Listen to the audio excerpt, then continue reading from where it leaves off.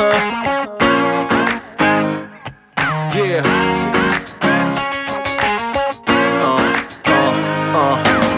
Chicks out there would like to party. Listen up, yeah, it's time to start it. And I know. Hello, my berries. It's me, Darkberry32, and I am coming to you guys with an outfit of the night.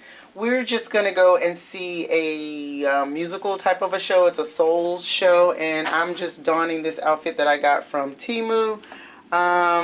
Yeah, I think I got it. Yeah, from Temu. It's just a top and a bottom, and then I have on my slides. Nothing really fancy, but it is good for a night like this. Jewelry, I'm not really donning anything except for the same old necklace here.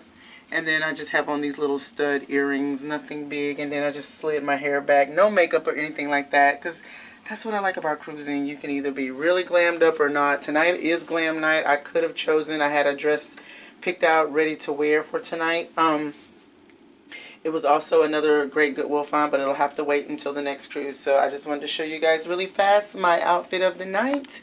And this is Thursday night, so on with the show. Bye.